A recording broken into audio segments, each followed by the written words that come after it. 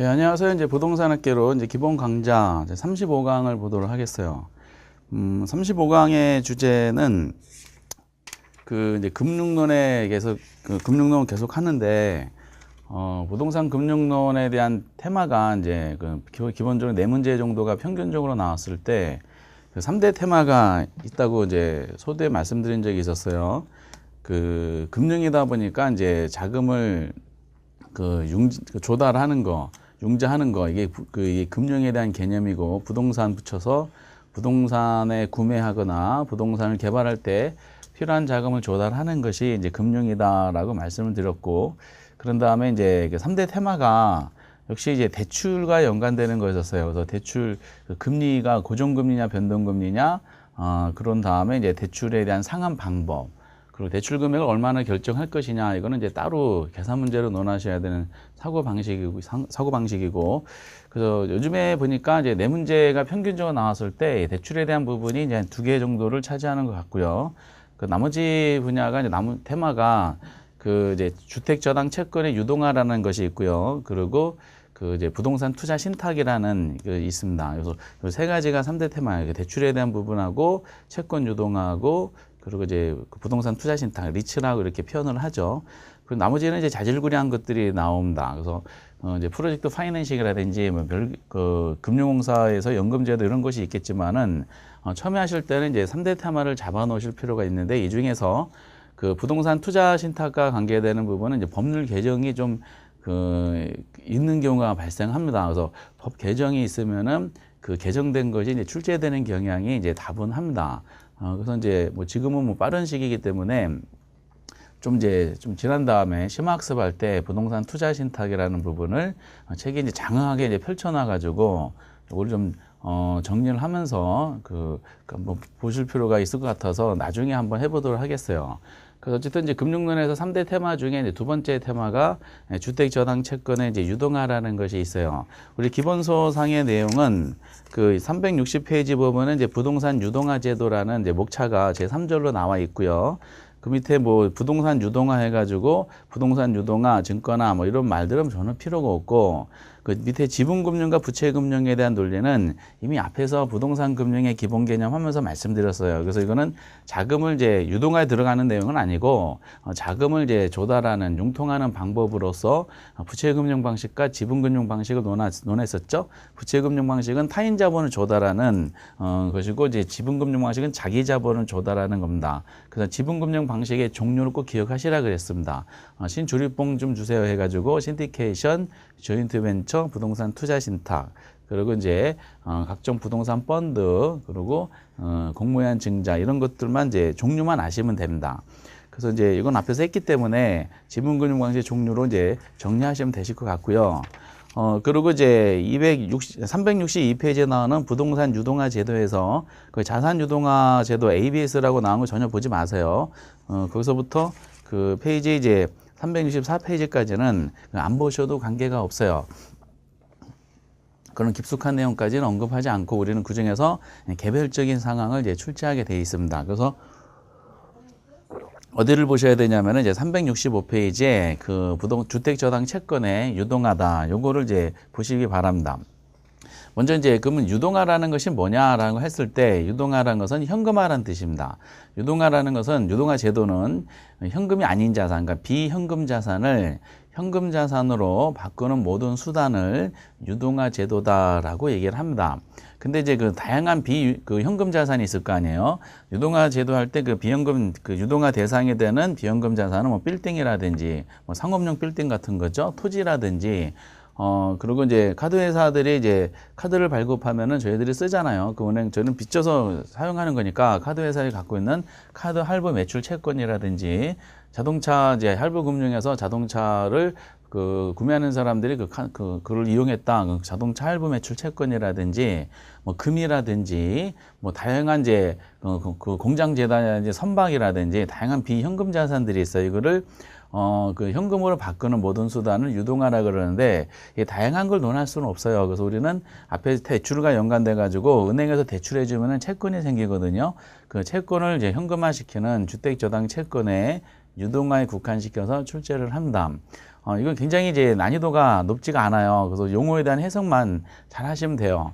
유동화 제도에 대해서 시험 주제가 우선 그 안에서 세 가지가 등장합니다. 유동화 제도가 되려면 먼저 시장이 있어요. 저당 시장이라 그래서 먼저 채권이 발생되는 시장이 있어야 되고, 이 발생된 채권이 현금화되는 시장이 있어야 돼. 그래서 저당 시장에 대한 구조를 첫 번째 보셔야 되고, 두 번째는 그 유동화 제도가 시행이 되면은 뭔가 좋은 게 있지 않느냐. 이거를 이제 우리 시험에서는 주택저당 채권 유동화 제도, 주택저당 채권 유동화 제도의 효과 또는 기능 이렇게 표현합니다. 근데 이 효과에 대한 부분은 요즘은 잘 안 내요. 이게 우리나라에서 이제 1998년도에 그 IMF가 이제 97년도에 터지고 그 금융 위기를 극복하는 과정 중에 IMF의 권고사항으로 유동화 제도를 도입을 해서 급하게 만든 법이 자산 유동화에 관한 법률이 이제 생겼어요. 그러고 나서 이제 그 유동화 그 대상 중에 주된 것이 이제 가계대출이 많으니까 우리나라는, 그래서 그 가계대출을 통해서 형성된 주택저당 채권을 현금화시키기 위한 유동화를 담당할 목적으로 한국주택금융공사법이라는 것이 2003년도에 이제 그 제정이 됩니다. 그 금융공사법에 의해서 나온 것이 한국주택금융공사가 설립이 됩니다. 그래서 이제 초창기 때는 그 유동화 제도가 이제 도입이 된 시기니까 그 유동화 제도가 뭔지를 소개하는 차원으로 유동화 제도의 효과에 대해서는 좀 나왔었어요. 근데 지금 도입된 지가 꽤 됐어요. 20년이 넘었기 때문에 결과적인 면에서 이제 충분히 이제 언급이 됐고, 그래서 이제 유동화 효과는 뭐 이런 것이 있습니다라고 참고만 하시면 되는 것 같고요. 나중에 체크만 하는 것만 보시면 됩니다. 그 세 번째 내용은 역시 그 비현금 자산을 현금 자산으로 바꾸려면 다양한 상품을 만들어야 됩니다. 그래서 이게 주택저당 채권의 유동화 종류가 있습니다. 그래서 요 그 세 가지가 있어요. 저당 시장거, 효과, 그리고 상품의 종류. 근데 이 중에서 세 번째 것이 많이 나와. 상품의 종류를 기준으로 정리를 하셔야 되는데, 처음엔 용어가 낯설어서 어색할 뿐이지 결과적으로 이게 점수 향상시키는데 그 굉장히 이제 그 효과적인 파트가 이제 유동화 제도다라고 말씀을 드릴 수가 있습니다. 그래서 먼저 이제 365페이지에 보도록 하겠어요. 거기 우리 책은 눈에 이제 중간중간에 계속 말씀드리고 있는데, 책에 그 서술된 그 흐름이 우선은 이제 기출문제에 나온 거를 그 주제별로 못 찾아고 거기다 다 집어넣었더라고요. 그래서 중복된 성향이 이제 중복된 지문들이 꽤 됩니다. 그러니까 이제 우리가 공부하기는 이제 이 정도가 시험에 나왔다는 걸 확인하기는 좋은 것 같아요. 그래서 여러분들이 이제 그 365페이지 그림이 그려져 있고요. 밑에 1차 저당 시장이라고 설명이 되어 있고, 그 다음 페이지에 이제 2차 저당 시장이라고 설명이 되어 있어요. 그 내용들을 그냥 읽어보시면 됩니다. 똑같은 말들이 지금 또 나오고 이렇게 언급이 되어 있어요. 먼저 이제 이거를 그 구조적인 걸 해석만 하시면 되는데, 간단하게 언급해 보면은 365페이지 보면은 이게 그림 가지고 이해해 주시기 바랍니다. 이게 첫 번째 논하는 거죠. 차입자가 있고요. 요걸 자금 수요자다라고 우리 시험에 이제 표현하는 경우도 있습니다. 그리고 이제 대출자가 있을 거야. 대출자는 이제 주택자금 공급자다라고 얘기도 합니다. 그럼 이제 요 둘 사이의 관계는 이미 앞에서 그 대출과 연관돼서 언급을 했었거든요. 그러면은 은행들은 이제 돈을 빌려주고자 할 때 그냥 빌려주지 않잖아. 그러면은 담보를 요구합니다. 그럼 이제 그 주택저당 채권에 대한 논리니까, 차입자는 이제 본인이 구매하고자 하는 것도 소유하고 있는 부동산을, 주택을 은행에 담보를 제공하면은 은행이 이거를 이제 그 담보 가격의 일정 비율을 기준으로 하고 또 그 상환 능력을 따져가지고 대출을 결정하죠. 그 대출을 해줍니다. 대출할 때 이제 일시불로 해주죠. 그리고 현금으로 이렇게 해주잖아. 그러면 대출 받았으니까 이제 상환을 해야 돼요. 상환을 할 때 기본적으로 장기로 분할 상환하죠. 우리가 이제 장기라고 얘기할 때 금융론에서 약속이 있는데, 이 장기 대출은 기본적으로 이제 10년 이상을 말합니다. 10년 이상을 장기 대출이다라고 이제 표현하고, 또 그렇게도 출제된 적이 있었어요. 그럼 이 둘 사이에 이제 이 관계를 따져보면은, 우리가 민법 시간에 공부를 하셨던 내용들이야. 은행들 입장에서 봤을 때는 차입자한테 그냥 빌려주지 않고 주택을 담보로 받아서 제공받아서 대출해 주죠. 그러면 이제 은행은 뭐가 되냐? 저당권자가 됩니다. 그리고 이제 담보를 제공한 차입자는 이 담보와 관련돼서는 뭐라 그래요? 저당권 설정자다라고 얘기를 하게 됩니다. 이거 민법 시간에 하셔야 되고, 그리고 이제 이 대출과 상환 구조에 대한 논리는 우리가 가끔 가다가 이제 현금 흐름이다라고 합니다. 대출을 현금으로 주고 상환을 이제 우리가 갚을 때 원리금을 이제 상환하잖아. 원금과 이자를 한꺼번에 나가겠죠? 그러면은 이제 대출 구조와 상환 구조, 요거를 현금 흐름이라고 표현하는 경우도 있어요. 이런 논리. 그러면은 은행 입장에서는 돈을 빌려줬으니까 빌려준 돈에 받을 권리자야. 그리고 차입자는 돈을 빌렸으니까 빌린 돈에 상환할 의무자가 되죠. 그러면 현금 흐름과 관련돼서 현금으로 관련돼 가지고 그 갚을 권리와 상환할 의무, 권리와 의무라는 법률 관계가 생겨요. 그럼 권리와 의무라는 법률 관계를 나타내는 증서가 뭐다? 채권이 됩니다. 채권. 그러면은 이제 은행들은 돈을 빌려줬으니까 받을 권리자로서 채권자가 되고요. 그리고 이제 돈을 빌린 차입자는 상환할 의무자로서 채무자다라고 얘기를 하게 됩니다. 그래서 담보와 관련돼서는 은행들은 저당권자고 현금 흐름과 관련돼서는 채권자고 차입자는 담보와 관련돼서는 저당권 설정자고 현금 흐름과 관련돼서는 뭐다? 채무자다라고 이제 얘기를 하게 되는 거죠. 그럼 이제 둘 사이에 이루어지는 요 시장이 있죠? 담보를 가지고 현금 흐름이 이루어지는 요 시장은 우리가 뭐라고 표현하냐? 1차 저당 시장이다라고 얘기합니다. 1차 저당 시장. 때문에 이제 제일 많이 나오는 것이 1차 저당 시장의 기본 개념이야.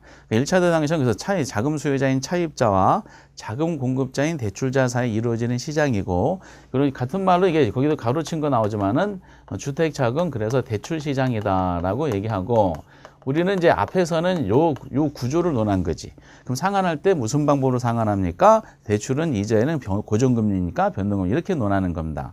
그래서 이제 보통 그럼 1차 저당 시장의 역할은 뭐냐면은 1차 저당 시장은 담보를 가지고 이제 담보를 받은 은행이 대출해 주는 거니까 우리가 이제 그 채권이 발생되는 시장이야. 채권이 형성되는 시장을 무슨 시장이라고요? 이게 1차 저당 시장이야.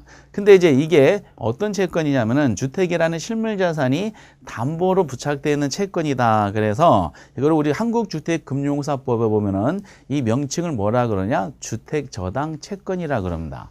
그래서 이제 1차 저당 시장이 뭡니까 그러면은 이 주택 저당 채권이 형성되는 시장이다라고 얘기를 하게 되죠. 이거를 영어로 뭐라 그러냐? 특히 저 채권이 무슨 채권이라고요? 장기 채권이 되는 겁니다. 장기 채권. 이 장기 주택 저당 채권을 영어로 뭐가지라 그럽니다. 광고할 때 가끔 보지요. 이게 장기 주택 저당 채권. 이렇게 이제 하셔도 돼요. 그런데 이제 1차 저당 시장만 있을 때 이제 현금 흐름 구조를 한번 볼까요? 그 은행들은 현금 흐름과 관련돼서는 좀 불리한 상황이 발생을 해요. 왜냐? 가계대출을 만약에 100조를 해줬어요. 근데 대출 기간이 장기야. 그 20년이라 한번 가정해 보시기 바랍니다. 대출 기간이. 그럼 은행 입장에서는 대출을 100조를 해줬는데 이게 완전히 회수가 되려면은 20년이라는 시간이 걸려요. 그럼 대출 기간이 장기다 보니까 대출해준 돈이 회수되는 시간이 길어야 짧아요? 그죠? 길죠? 이거를 이제 전문적인 용어로 뭐라 그러냐? 대출 자금이 오랜 시간 동안에 차입자한테 묶여져 있다라고 해서 대출 저당 채권의 고정화 현상이다라고 얘기합니다. 그러니까 현금화하는 데 있어서 은행들은 뭐죠? 이제 불리한 상황이 발생을 해요. 이거를 무슨 위험이냐? 유동성 위험이라 그럽니다. 유동성 현금화와 관련되는 거죠. 현금이 빌려준 돈이 늦게 회수가 되는 거야. 그러니까 채권을 갖고 있지만 이게 늦게 회수되는 거. 그래서 유동성 위험이라 그래. 그러면은 요 시장만 있을 때는 은행들은 빌려준 돈의 회수 기간이 길기 때문에 유동성 위험이 커질 수밖에 없어. 그러면 어떤 상황이 발생하냐? 은행들은 대출 자금을 본인들이 돈 찍어 사는 게 아니잖아요. 그거 뭐예요? 예금으로 유치해가지고 유치되는 적정 규모가 되면은 그걸 다른 사람한테 대출해줘서 예금이자와 대출이자 그 예대 마진을 먹는 것이 은행의 기본적인 수익 모델이야. 이렇게. 그런데 대출 자금이 오랜 시간을 차입자한테 묶여지다 보니까 새로운 대출 자금을 마련하는 또 시간도 많이 걸려요. 그러면 어떻게 하냐? 차입자한테 쫓아가서 우리가 대출할 돈이 필요하니까 빨리 돈을 갚아라라고 주어 팰 수는 없죠. 왜? 대출은 계약 관계에선 기간이 정해져 있기 때문에 그렇습니다. 그럼 어떻게 할까 하다가 이제 어떻게 하다가 이제 방법이 생긴 거지. 이렇게. 대신에 은행들은 자산을 가지고 있어요. 무슨 자산이에요? 은행 차입에 빌려준 돈, 주택 저당 채권, 장기 모가지라는 주택 저당 채권을 보유하고 있습니다. 이거를 상품으로 가공해가지고 현금화시키자라는 생각을 하게 된 겁니다. 이렇게. 그럼 이제 우선 1차 저당시장에 대한 논리를 그대로 한번 잘 살펴보실 때 이 구조를 이해하시면 돼. 그래서 365페이지 보면 1차 저당시장 해놓고 거기 이제 주택담보대출이 이루어진 시장이다 바로 위에 나와 있고요. 거기 동그라미 1번 개념 나와 있죠. 주택을 담보로 수요자들과 용적의 금융이 이루어진 이 두 가지 그대로 한 것이고 동그라미 1번도 같은 말이야. 자, 대출의 자금을 차입자에 직접 공급하는 뭐 주택자금 대출 시장이죠. 요 구조를 그대로 1번, 2번 같은 말인데 1번이 기본 모델입니다. 그 동그라미 3번에 그래서 저당채권 형성되는 시장 그렇게 나왔죠. 주택 저당채권 형성되는 시장 이렇게 그대로 설명이 된 겁니다. 그리고 이제 거기 반가려 보면 1차 대출 간의 논리를 풀다 보면은 보유하고는 저당 채권을 자신들의 포트폴리오로 보유하기도 하고 2차 저당을 팔기도 한다라고 설명이 돼 있죠. 보유하는 경우도 있고 파는 경우도 있어요. 보유하는 경우는 그 유동성이 약한 채권이야. 주로 단기 채권이 있죠. 단기 채권은 뭐 1, 2년 만에 만약에 돌아오는 그 원금이 회수되는 채권이다. 그러면은 현금화가 용이하다 보니까 이거는 그냥 이자 수입을 얻을 목적으로 계속 가지고 있는 게 나아요. 그러니까 보통 단기 채권은 보유하고 있고요. 장기 현금 유동성 문제가 발생하는 장기 채권 같은 경우에 이제 이거를 현금화시키기 위한 유동화시키는 경우가 있다는 거죠. 일종의 포트폴리오죠. 이렇게 보유하는 경우도 있고 이거 2차 시장에 팔기는 경우도 있다 할 때는 단기 채권은 주로 보유하고 이자 수익을 목적으로 보유하고 유동성 문제가 생기는 장기 채권을 이제 2차 시장에 내다 파는 경우가 있더라. 이렇게 이제 이해하시는 게 더 좋을 것 같습니다. 그래 놓고 이제 그 2차 저당 시장이 등장을 해요. 2차 저당 시장 논리는 어떻게 할까? 유동성 문제가 생긴 거를 해결하는 방법 뭐가 없을까 하다가 은행기들이 가지고 있는 이제 자산이 주택 저당 채권이야. 그러면 이 주택 저당 채권을 매각합니다. 이걸 가공하자 그래서 이 주택 저당 채권을 매각하는데 누구한테 매각하냐면은 이건 유동화를 전문적으로 하는 기관 SPC라고 시험에 나옵니다. 이 SPC가 원어로 표현하면은 스페셜 퍼포즈 컴퍼니라 그래서 특수 목적 회사라고 표현을 하게 되는데 요거를 이제 가장 우리는 뭐 영어 그대로 표현하진 않고요. 가장 많은 번역이 중개 유동화 기관이다라고 합니다. 그러면 이제 유동화 기관은 주택 저당 채권을 금융기관으로부터 받아가지고 요거를 가공해요. 요걸 가공해가지고 저당 채권을 근거로 해서 주택 저당 증권을 만듭니다. 이거를 우리가 뭐라 그러냐? MBS다라고 얘기합니다. 이렇게 MBS. 그럼 MBS에 대한 논리는 이거예요. 은행들은 이제 저당 채권을 가지고 있는데 이게 단기 채권은 이자 수를 목적으로 보유하고 주로 장기 채권을 현금화시키기 위해서 유동화 한다 그랬잖아요. 그럼 요 뭐가지라는 요 장기 주택 저당 채권을 기초 이거를 팩트라 그럽니다. 요거를 담보 기초로 해가지고 시큐리티를 이걸 뭐라 하냐? 증권이라 그럽니다. 그 은행들은 1차 형성된 주택 저당 채권을 담보 기초로 해가지고 이 증권을 발행하는 거 새로운 형태의 증권. 그래서 이거를 이제 줄여가지고 우리 시험은 MBS 거꾸로 썼네. 이렇게 이제 표현하게 돼 있어요. 그래서 MBS는 그래서 주택 저당 채권을 기초로 발행하는 증권이다라고 얘기를 하게 되는 거죠. 요거를 이제 팔아요. 누구한테 파냐? 투자자한테 팝니다. 그럼 투자자가 이 시장에 나온 거를 그냥 사진 않아요. 투자자는 우리가 투자를 공부하셨던 것처럼 의사결정을 할 때 본인들의 자금을 투자를 해야 되다 보니까 상대방한테 내가 투자한 자금에 대해서 적정 수익률을 최소 보장해달라고 상대방한테 수익률을 요구합니다. 그게 뭐다? 요구 수익률이야. 그럼 투자자들은 뭐든지 요구 수익률을 이제 요구하게 되고요. 그러면 시장에 나온 상품이 있죠? 이 저당 상품의 MBS 수익률 또는 저당 상품의 저당 수익률이 있어요. 이 저당 수익률이 앞에서 공부하셨던 이제 기대 수익률 개념이야. MBS에 투자할 때 기대되는 수익률. 그럼 여러분 투자론에서 기대 수익률하고 요구 수익률 비교할 때 어느 게 더 큰 투자한다 그랬어요? 그치? 기대 수익률 더 큰 투자한다 그랬잖아. 그러면 투자자 입장에서 만약에 4% 수익률을 보장만 해주면 나는 당신 상품에 투자할 용의가 있다라고 했는데 보니까 저당 수익률이 한 5%가 기대가 되네. 그럼 이게 더 크다고 판단하면 투자자는 어때요? 이거는 당연히 사야 되지 않느냐라는 거야. 그래서 항상 이제 이게 저당 수익률이 요구 수익률 크다는 것은 투자론의 기본 개념이기도 하지만은 유동화되기 위한 전제 조건의 가장 기본이 되는 겁니다. 투자자 요구하는 수익률을 저당 상품 수익률을 만족시킬 수가 있어야 된다. 이렇게 알고 계셔야 됩니다. 그럼 이걸 사겠죠? 뭐 주고 사겠어? 쌀 주고 사지 않을 거 아니야. 현금을 주고 사는 겁니다.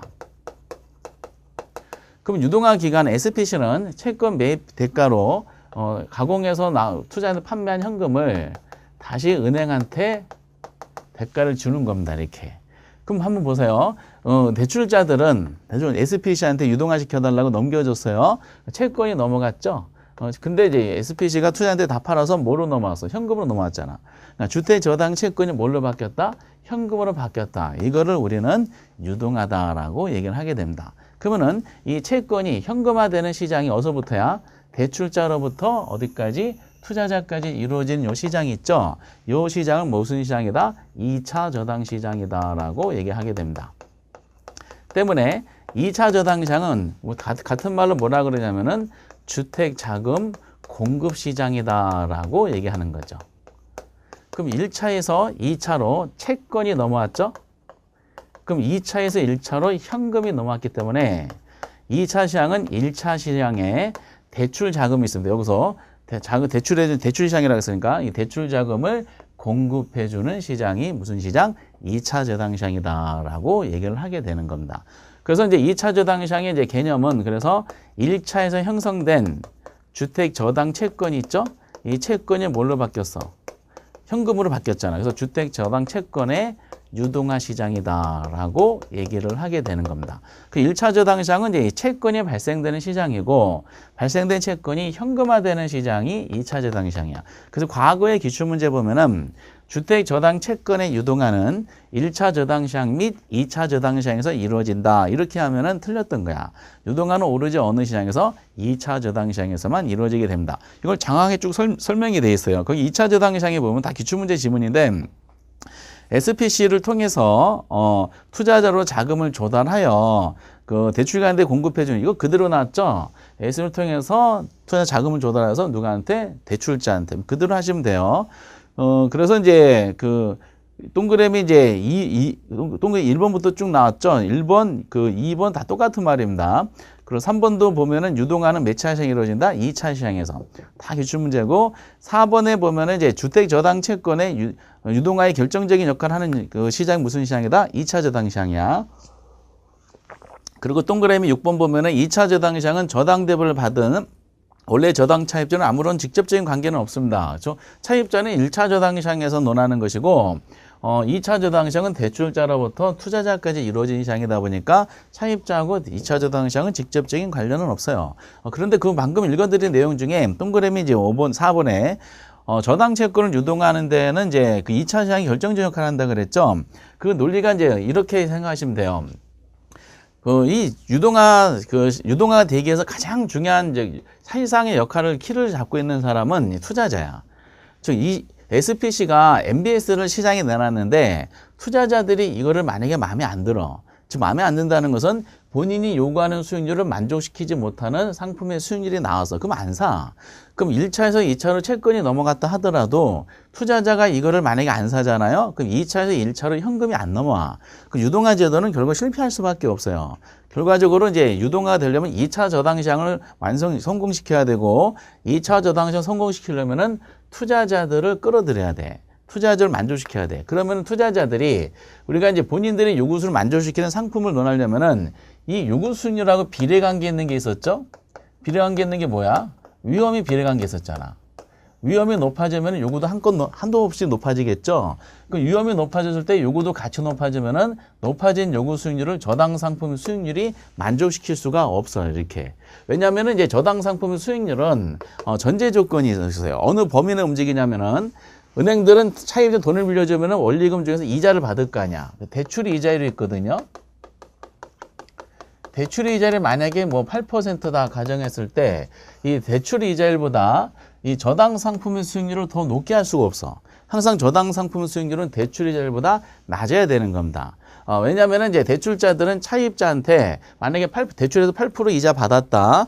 그 유동화 상품을 구매한 투자자한테 이게 만약에 5%다. 5% 이자를 주고 나머지 3%를 은행들이 먹겠다는 뜻이기 때문에 만약에 저당 상품의 수익률이 높아졌다 그러면은 8% 봐서 이게 만약에 9%다. 그러면은 9% 주면 은행들이 역마진 발생해서 유동화를 할수록 점점 손해가 보게 돼 있어요. 그런 면에 봤을 때 대출 이자율보다 저당 수익이 낮아져야 되는데 이거는 그러니까 저 범위 내에서 움직이는 거야. 대출이자율 범위 내에 움직이는데 투자자 요구 수익률은 위험과 연관성이 있다 보니까 이게 높아지면 한도 끝도 높아지는 과정 중에 이 저당 상품의 수익률이 투자자 요구 만족시킬 수 못하는 그런 문제점이 유발될 수가 있어요. 그럼 저당 유동화는 실패하게 돼 있어요. 그래서 이제 이때 투자자들이 그 저당 상품에 대해서 불확실성이 있죠. 위험을 얼마나 감소시키느냐. 요것이 이제 유동화 제도를 도입했을 때 성공 여부를 좌지우지하는 거였었어요. 그래서 누가 나섰냐면은 정부가 나섰어. 정부가 나서서 그때 설립된 것이 한국주택금융공사가 나온 겁니다. 그래서 한국주택금융공사가 설립이 되면서 한국주택금융공사 이 금융공사가 이제 무슨 역할을 하냐면 SPC 역할을 하게 되는 거야. 금융공사가 은행으로부터 채권을 받아가지고 이거를 유동화 상품 발행할 때 금융공사가 주택저당 증권에 보증을 쓰게 돼 있어요. 그럼 한국주택금융공사는 한국은행하고 정부가 자본금 그 당시 2조 원 투입해서 설립된 공사에 있어서 지금 10조 원으로 늘어났거든. 자본금이 규모가 점점 커져가지고 어쨌든 금융공사가 그런 결과적으로 보증을 쓴 것은 국채하고 버금가는 안전성을 보장받게 됩니다. 그래서 금융공사가 이제 개입이 되면서 이 투자자들의 위험을 이제 많이 줄어들었고 그 투자자의 위험을 만족시키는 저당 상품의 수익률을 갖춘 거를 그 발행하기가 용이해지게 돼 있어요. 그래서 이제 금융공사는 앞으로 역할이 점점 커질 겁니다. 지금도 초창기보다 엄청 커졌지만은 점점 커질 거야. 그래서 거기 의에 나와 있는 그 동그라미 이제 6가지는 다 기출문제 지문이기 때문에 거기까지 주로 보시면 되고요. 그 밑에 2차 대출 기간에 대한 설명 거의 사실상 안 보셔도 큰 지장이 없을 정도예요.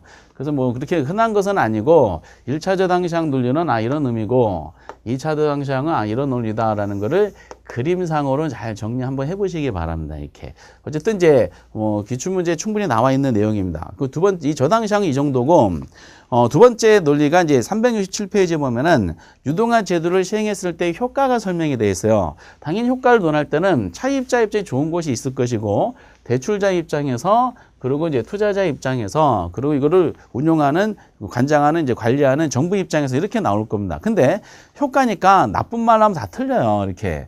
당연히 차입자 입장에서 유동화 제도가 도입되면은 유동화 제도가 시행하면은 시행한 지 한참 오래됐기 때문에 지금 나올 필요 없는 내용이긴 하지만은 내 집 주택을 마련하는 것이 더 어려워진다. 이건 황당무계한 지문이잖아. 그렇기 때문에 이제 우리는 그나마 이제 보실 것은 다른 건 다 좋은 말로 하면 맞고 틀리면 틀렸다는 식으로 정리하시되 그 금융기관에 대한 논리는 잠깐 보실 것이 있어요. 그러면 이제 이게 금융기관 입장에서 그 장점이 뭐가 있을까라는 거를 몇 개만 체크하면 되는데 똑같은 말들이 이제 나와 있어요. 거기 금융기관에 대한 논리만 체크하시는 과정 중에 동그라미 1번은 지금 논했던 거 그대로 개념이 나온 것이 효과가 아니고 거기 보니까 이제 동그라미 3번 있죠. 가장 많이 나온 게 이거야. 유동성 위험을 감소시킨다. 이걸 꼭 하나 알아두셔야 돼요. 유동성 위험이 감소되는데 즉 아까 말씀드렸던 것처럼 대출자들은 차입자에 돈을 빌렸는데 회수기간이 만약 20년 걸린다면 가정해 보세요. 20년 동안 회수되는데 만약에 2차 시장을 통해서 투자자한테 팔으잖아요. 그 몇 개월 만에 회수돼. 그러니까 차입자로부터 20년 동안에 회수될 그 원금이 투자자로부터는 몇 개월 만에 회수가 되다 보니까 회수된 돈을 또 대출해가지고 또 수익을 창출할 수가 있는 거야. 이거는 그러니까 1차 시장에 있을 때 발생한 유동성 위험이 2차 시장이 있으면서 은행들은 현금화가 용이해져서 유동성 위험은 감소한다는 겁니다. 꼭 2번은 체크하셔야 돼. 근데 출제원이 장난친 적이 있었어요. 두 번인가는 이제 유동성 위험은 지금 보신 것처럼 장점에 대한 논리야. 감소한다 이렇게 나왔잖아. 그 출제원이 함정을 만들었는데 그럼 유동성으로 낸 적도 있어요. 그럼 유동성 위험이 감소한다는 유동성은 어떻다는 거야? 증가한다라는 거지. 그러니까 유동성 위험으로 표현했을 때 내용과 유동성 표현했을 때 내용은 서로 다르겠죠. 반대입니다. 유동성이 현금화가 용이해졌기 때문에 이게 증가됐기 때문에 유동성 위험은 감소한다. 이런 겁니다. 그래서 요걸로 표현했는지 요걸로 표현했는지만 주의하시면 되실 것 같아요. 나머지는 다 똑같은 말들입니다. 그리고 7번에 보면은 이제 그것도 시험에 나왔던 건데 오래된 질문입니다. 금융기관들은 한정된 재원이야. 좀 많은 수요자들한테 자금을 제공할 수가 있다는 나왔죠. 한정된 재원. 은행들은 예금으로 조성된 대출 자금을 가지고 대출해줘서 만약에 100조를 대출해줬다. 그럼 100조 원의 대채권이 생기잖아. 100조 원짜리 채권을 가지고 유동화시켰다. 투자자가 다 샀다. 투자로부터 100조가 들어와. 그러면 다시 또 대출해 주는 거야. 또 채권 생기니까 또 그걸 또 내다 팔면은 또 100조가 또 들어와. 그러니까 은행들은 대출 예금으로 조성된 100조라는 대출 자금이 유동화되면 계속 2배, 3배, 4배 이렇게 커져요. 그래서 한정된 재원을 가지고 유동화시키면은 많은 차입자한테 자금 공급의 혜택을 가져다 준다는 겁니다. 그래서 한정된 재원, 많은, 다수, 요거를 이제 체크하시면서 사실상 거기에 동그라미 3번하고 7번만 보시면 되고 나머지 보기는 3번, 7번하고 똑같은 말들입니다. 읽어보시면은. 그리고 밑에 이제 차입자 입장에서 투자를 다 안 보셔도 관계없어요. 상식적으로 접근하셔야 됩니다. 그래서 이제 시장 구조와 효과는 그 정도만 정리하시면 되고 가장 많이 나오는 게 있어요. 그러면 이제 결과적으로 투자자들 SPC가 투자자를 만족하기 위해서 MBS라는 상품을 만들어서 시장에 내다 팔아야 돼. 근데 문제는 이 투자자의 욕망이 다양해. 그럼 다양한 욕망을 만들려면은 MBS라는 주택저당 증권의 종류도 다양한 상품을 만들어야 됩니다. 그래서 그 종류가 쭉 나와요. 우선은 이제 책에 정리해 보면은 368페이지에 거기 쭉 나와 있는 그 양가로 이번에 저당 증권의 종류, 지분형, 채권형, 채권 혼합형 MBS 전혀 볼 필요 없어요. 그러면서 이제 뭐만 보냐면 그 양가로 3번에 저당 증권의 종류, MBS 종류라 그래가지고 거기 이제 그 나오죠. 반가로 1번 MPTS, 반가로 1번 MBB, 반가로 3번 MPTB, 반가로 4번에 CM으로 돼 있어요. 이거를 옆에 영어로 공부하셔야 돼. 그 앞에 이제 그 영어로 해놓고 앞에다가 우리나라 번역된 표현이 나와 있죠. 번역된 표현을 하면 그거 굉장히 고민스러운 일이 발생할 수 있어요. 왜냐? 이 용어가 학자들마다 통일이 안 돼 있어요. 통일이 안 되기 때문에 결과적으로 원어를 그대로 써주게 돼 있어요. 그래서 여러분들 꼭 MPTS, MPB, MPTB, CM이라는 원어를 꼭 정리를 해주셔야 되고 이 원어 가지고 공부하시다 보면은 내용상으로 이제 시험에 나오는 특징들이 거의 100% 다 해결이 됩니다. 그래서 그거를 잘 정리해 보셨으면 좋겠습니다. 특히 이제 우리가 그 MPTS 보면은 동그라미 이제 1번에 대한 논리뿐만 아니라 이제 내용이 좀 간단하게 되어 있는데. 지금부터 가장 중요한 MBS에 대한 종류를 한번 보도록 하겠습니다. MPTS. 그 다음 페이지에 보면은 이제 이게 그 표로 쭉 정리된 것이 있는데 그 정리된 그 표상의 내용들은 너무 많아. 그래서 시험에는 이제 출제원들이 관심 갖는 것은 뭐 몇 가지밖에 안 돼요. 간단한 것만 해볼게요. MPTB가 있고요. 그리고 CMO가 있습니다.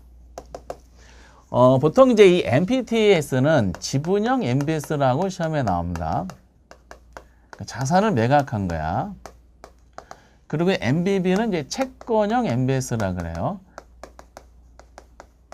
어차피 이것만 지분형이고 나머지 다 채권형인데 다만 구별하기 위해서 MPTB하고 CMO는 혼합형 MBS다라고 얘기합니다. 혼합형이라는 것은 이 MPTS하고 이 MBB 성질을 둘 다 가지고 있다는 겁니다. 그 공부하실 때는 책 순서대로 이 MPTS하고 MBB 있죠? 이 두 가지를 기본 모형으로 잡아놓고 정리를 해 주셔야 돼요. 이렇게. 그럼 먼저 MPTS 볼까? 현재 우리나라에서는요, 이 MPTS라는 거를 발행할 수가 없어요. 그래도 시험 문제상에서는 이게 기본 모델이기 때문에 언급을 하게 됩니다. 이렇게. 우리나라 현재 금융공사에서는 CM가 가장 오랫동안 발행되어 있고, 그리고 그 다음에 MBB를 발행하고 있고, MPTS는 이제 발행하고 있지 않습니다. 그래도 관계가 없어요. 우리 이론상으로 공부하는 거니까. 그러면 이제 MPTS를 논할 때, 이 M이 뭐라는 걸 보시냐면은, M이 이제 아까 보셨던 모가지입니다. 영어가 모가지, 패스, 뚜루, 세큐리티 이렇게 돼 있어요. 그 모가지가 아까 뭐였었어요? 여기서 주택 저당 채권이라 그랬죠. 은행들은 대출을 해줬어. 대출은 뭐가 생겨? 주택 저당 채권이 생기는 거야. 그러면 이제 그 장기 주택 저당 채권 딱 출제원이 관심 갖는 게 확정되어 있는데 이 주택 저당 채권 이걸 M이라 그래요. 이게 주택 저당 채권의 소유권이야. 이렇게 표현합니다. 주택 저당 채권의 소유권 또는 모가지 풀링 막 이렇게 표현하게 돼 있어요. 영어로 쓰는 경우도 있지만은 주택 저당 채권 이게 그러면서 MPTS를 지배하는 키워드 이거 여기 보면 이게 패스야 패스. 그럼 주택 저당 채권의 소유권은 원래는 누가 가지는 거냐면은 원래는 이제 이 대출자들이 가지고 있었던 거잖아. 대출자가 가지고 있었는데 대출자들이 그 채권을 매각해서 누가한테 SPC한테 그 SPC가 이걸 발행하는 거지. 그래서 그러면은 우리가 이제 구조적으로 따지면 차입자가 있고요. 이 대출자하고 SPC 요거를 묶어서 이걸 유동화 증권을 발행하는 발행자다라고 얘기합니다. 우리가 종류를 논할 때는 차입자, 발행자, 투자자 이렇게 이제 관계를 머릿속에 가져주셔야 돼. 그러면 원래 이 저당 채권의 소유권은 은행들이 가지고 있었는데 이거를 만약에 유동화 시켜달라고 해서 SPC에 넘겼다. 그럼 누가 갖는 거다? 결과적으로 발행자가 보유하고 있었던 거야. 근데 발행자가 보유했었던 권리를 뭐 한 거야? 패스한 겁니다. 패스했다는 것은 이 자산을 매각했다는 거야. 자산을 주택 저당 채권에 대한 권리를 패스, 매각했다. through security니까. 그 자산을 매각해서 발행하는 증권 이렇게 이해하시면 돼요. 누구한테 매각한 거야? 투자자한테 매각을 한 겁니다. 이렇게. 그럼 결과적으로 이 주택 저당 채권의 소유권 누가 갖게 된다? 투자자가 갖게 되는 구조가 나옵니다. 이 패스라는 단어가 가장 이해하는 데 중요한 논리야. 그럼 주택 저당 채권 소유권을 넘겼으면 채권이 있죠. 여기. 채권은 뭐를 받을 수 있는 권리라 그랬어요? 채권은 대출해주면 차입자가 상환하는 원리금이 있죠. 현금 흐름. 현금으로 내는 경우가 있고 보통 원리금이라고 많이 나옵니다. 그럼 차입자가 상환하는 원리금은 저희들은 누구한테 상환해요? 처음에 돈을 빌린 은행한테 꼬박꼬박 갚아 나가잖아. 그렇죠? 그러면은 이 채권에 대한 논리는 뭐를 받을 수 있는 권리? 차입자가 상환하는 원금하고 이자 있죠. 원리금을 받을 수 있는 권리, 원리금 수취권을 말합니다.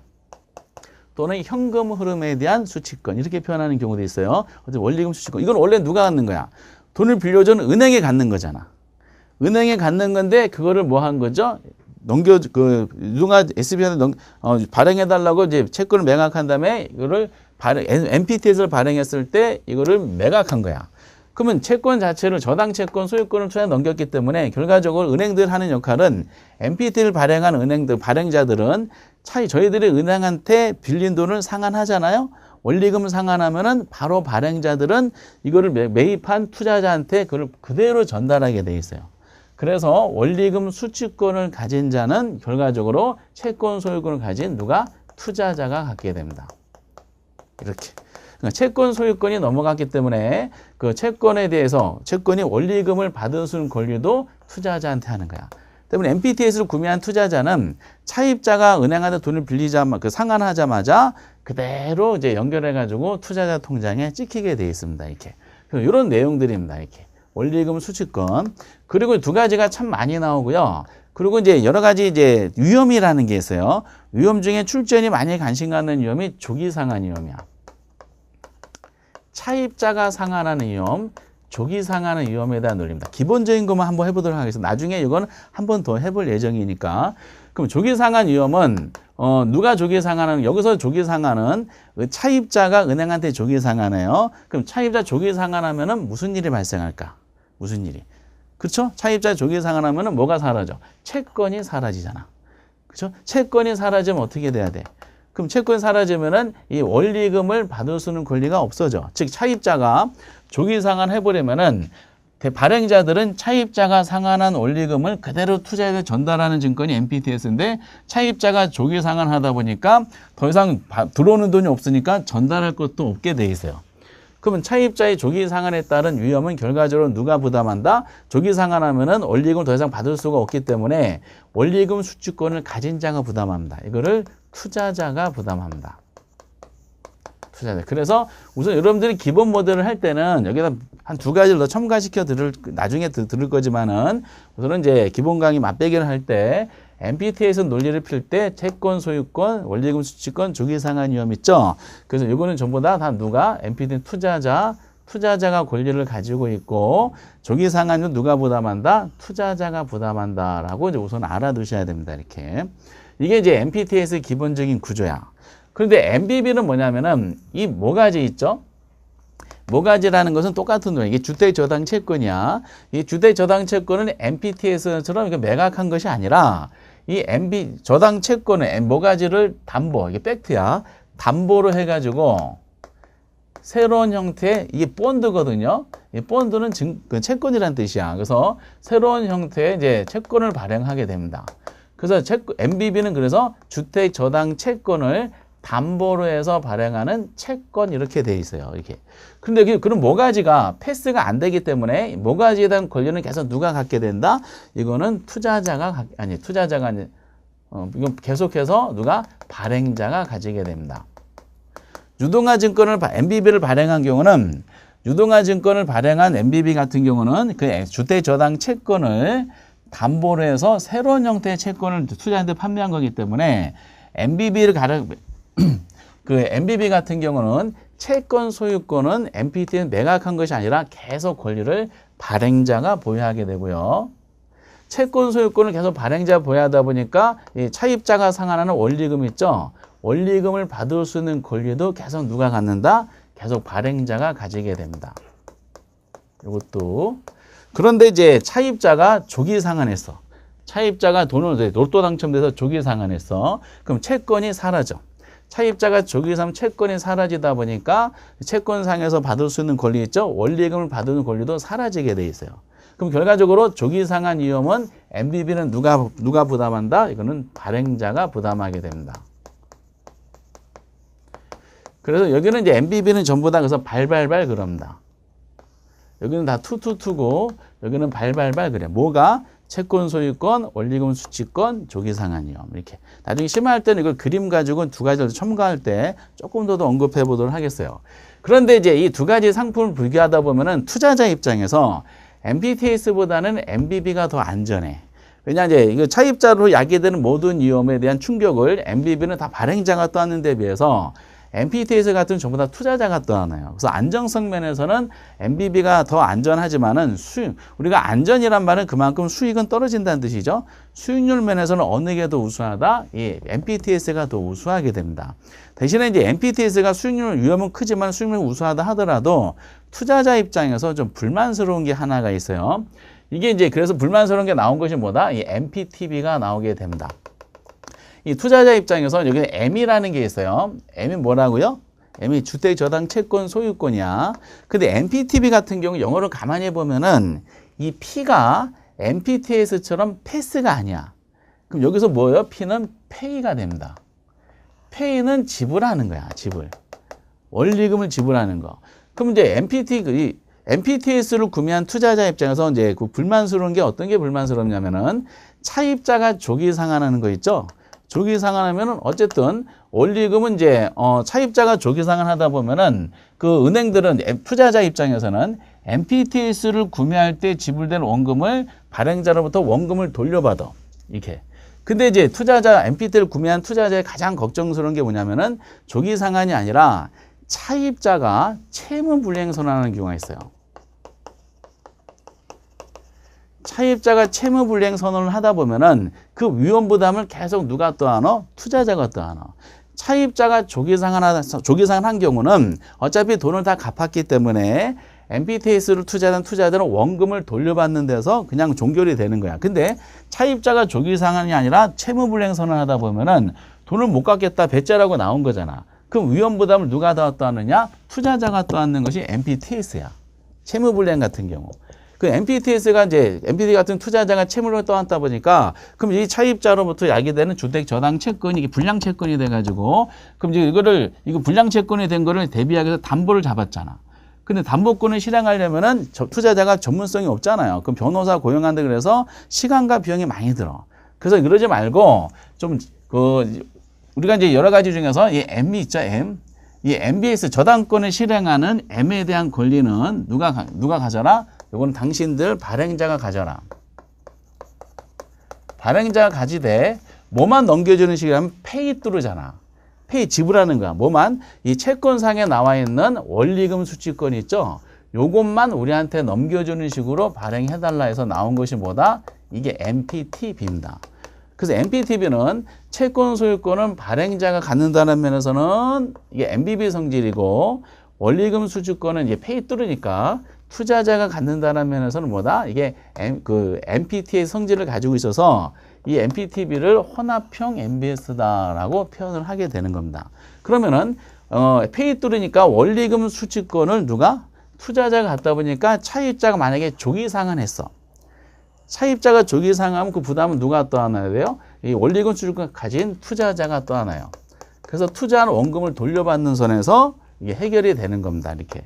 근데 만약에 MPT에서 차이점은 차입자가 채무불이행 선언하잖아요. 그럼 저당권 실행하는 것은 이 저당채권 소유권을 가지고 있는 발행자가 해결을 해야 되기 때문에 투자자는 그런 귀차니즘에서 해결이 됩니다. 그래서 상대적으로는 MPTS보다는 MPTB가 이제 위험도가 줄어들게 되어 있습니다. 이렇게. 이게. 그리고 이제 요거와 더불어서 CMO라는 것이 나왔는데 CMO가 가장 많이 발행돼요. CMO를 설명하려면 뭔가 하나 더 설명을 해야 돼. 근데 거기까지 지금 하기는 좀 그렇고 그래서 요거는 우선은 당분간은 이 CMO는 이제 요 구조를 가지고 있는데 똑같은 구조를 가지고 있어요. 똑같은 구조를 가지고 있지만은 이것이 어떤 식으로 CMO가 나오게 된 배경에 대해서는 다음 이제 순환 때 한번 건드려 보도록 하겠어요. 우선은 이제 여러분들이 요 혼합형에 대한 논리를 펼쳐지기 전에 뭐를 잡아야 돼요? MPTS하고 MBB에 대한 기본 구조를 잡아놓고 그러고 나서 이제 이것이 그 다음 단계에서 잡아놓으시면 됩니다. 이렇게. 그래서 어쨌든 이제 여기는 투투투고 이건 발발발이고 발투투고 이건 발투투 똑같은 구조를 가지고 있지만은 뭐가 투고 뭐가 발이라는 기본적인 형태를 이제 우선은 알고 계셔야 됩니다. 이렇게. 그러나 이제 어쨌든 우리는 이제 유동화 제도에 대한 부분은 출제원들이 이제 다양성 있게 출장이 좀 어려운 것 같아요. 그래서 369페이지까지 뭔가 설명이 되어 있긴 한데 제일 먼저 여러분들이 정리하실 것은 초반에 하신 분들은 이제 저당 시장 구조를 꼭 알고 계셔야 돼. 1차 저당 시장과 2차 저당 시장에 대한 논리가 뭐냐. 이렇게 그 1차하고 2차의 관계자들이 누군지를 먼저 알고 나시고 아까 유동화에 대한 효과는 그게 중요하진 않고요. 그러고 나서 이제 주로 나오는 이 MPTS, MBB, MPTB, CMO에 대한 기본적인 개념들에 대해서 나중에 보충 설명하면서 언급해 보도록 하겠어요.